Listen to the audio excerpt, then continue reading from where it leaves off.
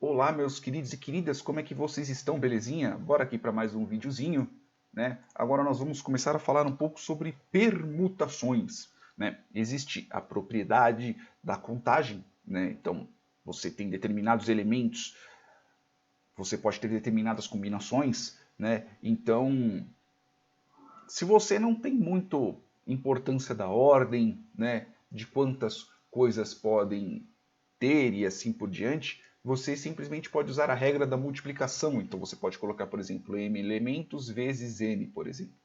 Né? Então vamos colocar, por exemplo, a combinação que nós podemos ter das placas de carro, de moto, né? Pelo menos as atuais, não das Mercosul, das atuais, que nós temos, sei lá, 3 letras, ok? E 4 números.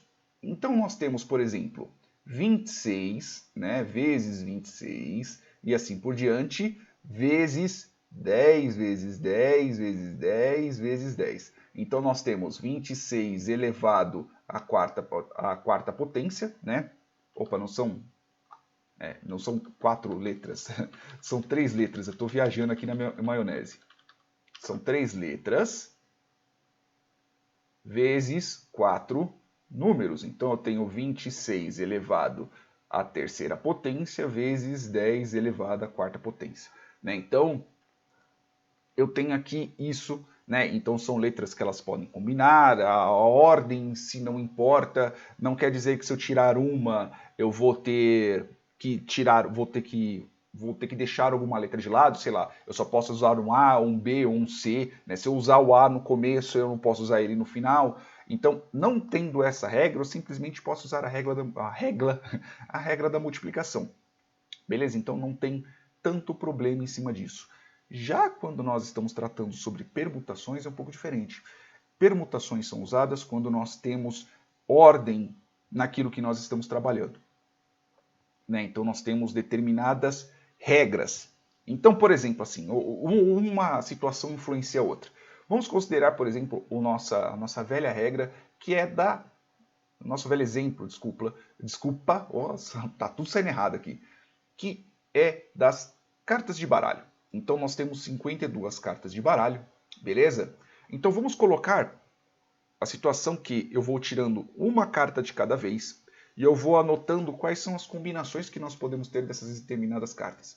Só que veja que a partir do momento que eu tiro uma carta, seja uma A, seja qualquer tipo de carta, por enquanto a ordem da carta em si para mim não importa, né? Só que a partir do momento que eu tiro uma determinada carta, eu tirei uma, então só vão sobrar 51 cartas. Eu tiro a segunda, sobram 50. Tiro a outra, sobra 49, 48 e assim por diante. Então, a ordem ao qual eu estou fazendo, a ordem ao qual eu seleciono determinadas cartas, elas influenciam nas combinações posteriores. Né? Ao contrário daqui das letras, né?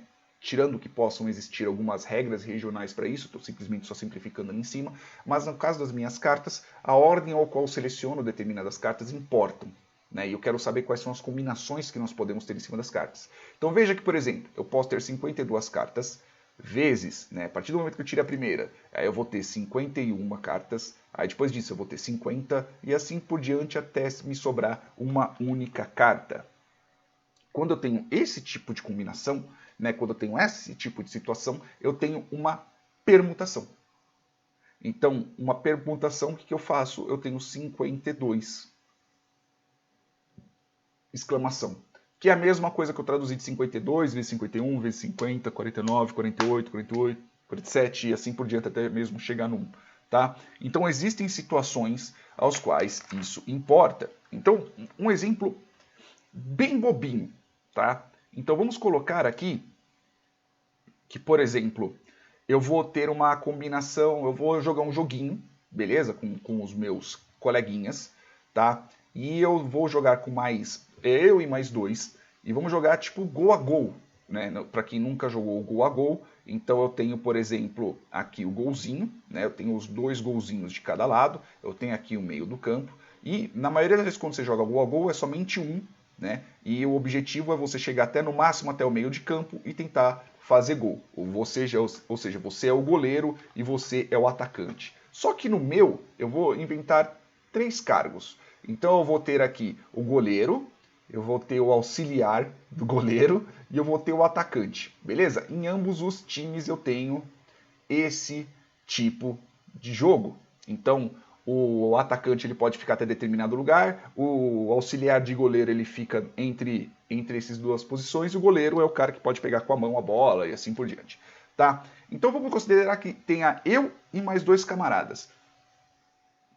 Ou se tiver mulher também jogando, tanto faz.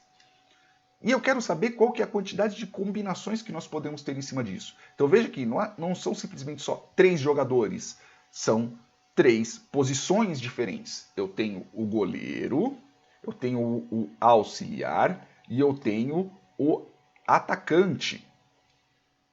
Então são combinações diferentes que nós podemos ter em cima disso.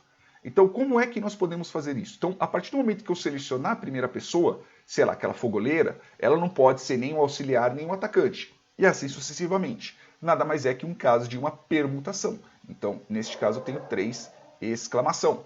Que vai ser 3, que pode ser 3 pessoas que podem ser o goleiro. A partir do momento que eu seleciono o goleiro, pode ser 2 pessoas que podem ser o auxiliar. E neste caso, vai ser uma pessoa que vai ser o atacante, né, que é o que sobrou.